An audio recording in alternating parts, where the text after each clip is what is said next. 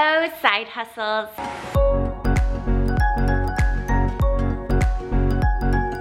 While I was getting my master's, I also had 5 different jobs while being a full-time student. So it's really all about planning strategically without being money hungry, because that's not what this is about. This is about making the most out of the time that you've been given. Society wants us to believe that you go to school, get a degree, get a job, work for someone else for 40 years, and then you retire. I've soon realized that as an elementary school teacher, that's not going to fly. So there are different things that we can do to continue to side hustle until our side hustles become the main hustle. This year in 2020, one of my biggest goals is to pay off all of my student loans. I had to take out student loans despite working really hard because college is expensive, especially when you're in California. The secret to paying off debt is you need to make more than you owe, and then you can pay it off eventually. So that's what I continue to try to do. Whatever your goals might be this year, here are 20 side hustles that may or may not work for you. And I say may not because not every job is for every single person. I do work 40 hours a week as an elementary school teacher already, and so I have side hustles myself that I fit into the nooks and crannies of my life. That's what a side hustle is. It's when you are making money from something that is not your main job. Something that you really want to start thinking about is also creating passive income for yourself. It's not going to be easy and it takes time, but passive income is basically money that you can make while you're sleeping. Isn't that great? I have done 13 out of the 20 things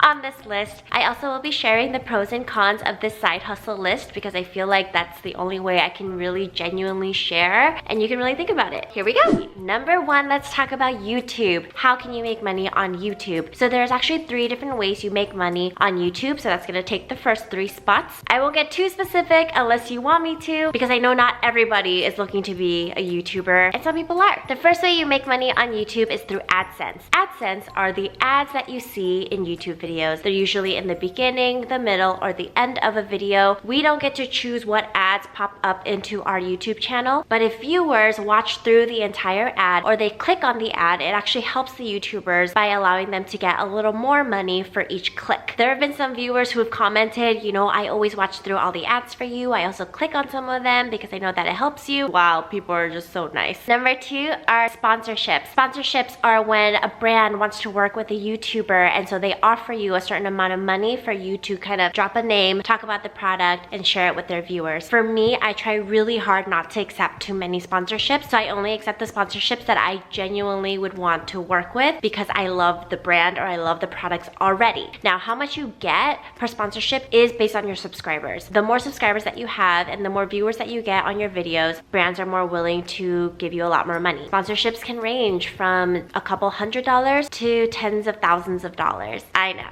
And the brand wins and the influencer wins. 3, another way YouTubers make money is through affiliate links. Affiliate links are those links that we have in our description, or we always say, you know, I'll post the link below, because a lot of YouTubers will get a very small amount from you clicking or from you buying something. It's more for the brands to see how much are your viewers engaging with your content. Moving on from the YouTube side, let's go into some other side hustles that you can do. Number 4 is babysitting. If you know any kids, if you know any babies, offer to babysit. One of the ways that you can ask to babysit is to ask the child to ask their parents. So you can say, you know, I would love to babysit you. I usually babysit kids. Go ask your parents if they want me to babysit you, and then they will. Number 5 is tutoring. The harder a subject is, the more you can charge for it. For example, if you're tutoring someone in AP chemistry, you can charge a whole lot more than if you're teaching a child how to add and subtract. In terms of getting tutoring gigs, you can work for places like Mathnasium, which is usually open in the afternoon, evening time. You can also do it privately. You do get paid more if you do it privately. So a way to get your name out there is that you can go to a private school, ask the office, you know, can I post this flyer in your bulletin board, or can you let me know if there are any parents who want their children to be tutored, and then they can get that number for you. Number 6 is a house sitter, which is what I'm doing right now. I am a house sitter. I take care of dogs and animals whenever the family is out on vacation, because it's better for me to take care of the dogs in their own house than for them to go to a doggy hotel or doggy daycare, because I'm cheaper and I also do housework and things like that. So I will get the mail for them, I'll get the packages and bring them inside, I'll take out the trash and do all of the things to upkeep the house while they're away. In terms of how I get house sitting gigs, is I usually just talk to families who have dogs and I say, where do you put your dog when you go on vacation? Why don't they just ask me? Number 8 is Postmates. If you have a driver's license, you can register for Postmates. Of course, you need a background check, but then you can deliver food. I would say the downside to this is finding parking for a lot of restaurants is not the easiest, and that takes time. So let's say it's Starbucks and you find that at the Starbucks you went to, there's no parking. A 5-minute trip could turn into a 20-minute trip and you only get paid, I don't know, like $3 for it. Number 9 is Uber. I personally do not Uber because I've heard some horror stories for women, but I know a lot of men that do. It's helped a lot of people pay for the bill. So I would say if you do choose to Uber, just remember that it is a difficult job, and I see you, I appreciate you, and I hope you get a good tip.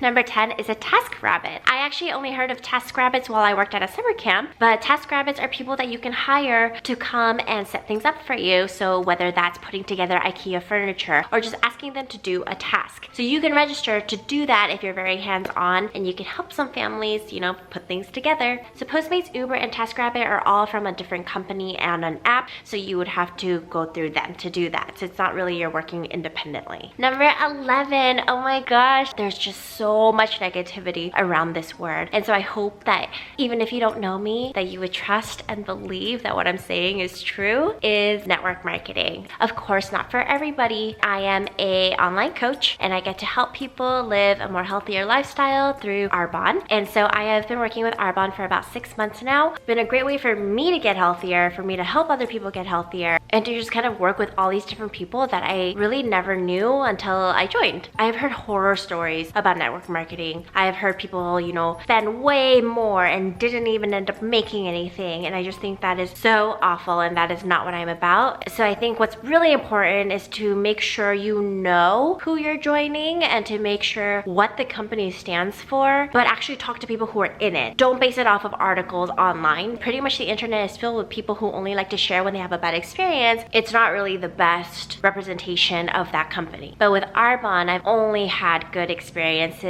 They are just so loving and so kind, and the team that I'm on is so supportive. And I'm not just saying that, I've seen it. They are there for you. People on my team will come, sleep over, and help you hit your goals. Like, that's what it's about. If someone asks you, where'd you get your foundation, or where did you get your protein powder, or where did you get your lip gloss, if we share, oh, I got it from Sephora, or I got it from Target. You know, Target and Sephora, they're not giving you any money for that referral, but Arbonne, they do. So that's really what it's all about. Their compensation plan is really great, and that's why I decided to go with Arbonne than anything else, because I use the products and I love the products, and so I wanted to keep buying it. And so then I thought, oh, then I should just share it with everybody that I know and love. So if you're interested, I would honestly love to help you. Number 12 is sell clothes on Mercari or Poshmark. These are 2 clothing apps, so you can turn clothes that you don't wear anymore and turn them into treasure. Of course, usually items with tags on it sell better. That's still an option for you if you need to declutter your closet. Number 13, I've done this as well, is you donate blood or plasma. That's a way for you to make some side money. You just type in, you know, a blood bank or donate plasma on Yelp or on Google, and you can find a place where they will accept you and you can donate your blood or plasma. Number 14, this one only applies to those who are in college because it's easier and safer. But when you're in a university, they usually will have research studies and they will pay you to participate in the study. And so I did one of them before. I don't remember what I did, but I remember getting paid like $200 for it. I also remember reading about a sleeping one where they track your sleeping, but I just knew I wouldn't be able to sleep anywhere but my bed. Look for research studies based on different majors, and your university usually will have them because that is the time where they do a lot of research. Number 15 is after school or summer camps or seasonal camps. So a lot lot of private schools host a camp during winter break, spring break, and summer for sure. And after school programs are also effective at private schools, public schools, and in private academies. And so if you just look up after school on Yelp, you can go ahead and just kind of apply and see if they will take you. Basically, at an after school, you help kids with their homework, you also give them packets, and you just play with them as well.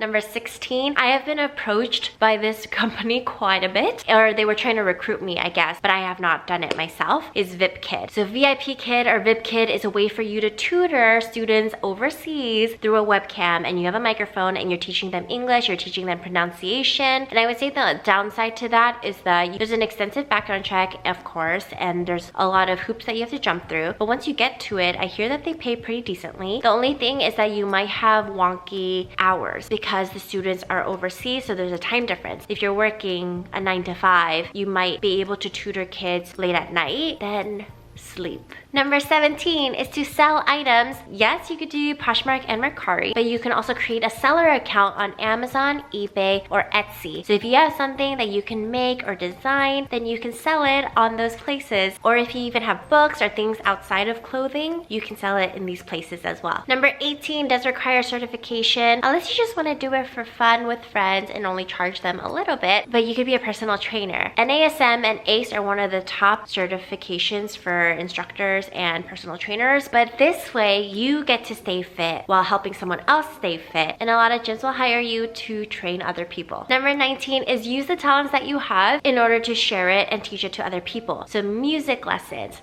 or singing lessons are a great way. So if you know how to play an instrument or you know how to sing, teach it to someone else. Teach them to do what you have learned to do, and that way you can make some money off of your talents. And number 20 is to thrift flip. So this is a side hustle that I know a lot of people do, is they go thrift store shopping. They look for items that are usually, marked pretty high in terms of resale value. So brand names, workout brands, those are all brands that flip really well. And so you would buy it from a thrift store and then sell it on eBay, Amazon, Mercari, or Poshmark and mark it up a little bit so that you can make more money. But it would still be cheaper than if that person bought it retail. The only thing about thrift flipping is that you are going to need money in order to start making money. So it's an investment because you're gonna have money to buy the clothes and then resell it, and if it doesn't resell quickly, you're gonna have to wait a little bit. But I know some people who've made thousands of dollars from flipping. You can also flip cars. There's just so many things that could be flipped. So yeah, if you like what you see, please like and subscribe, and I'll see you later. So here is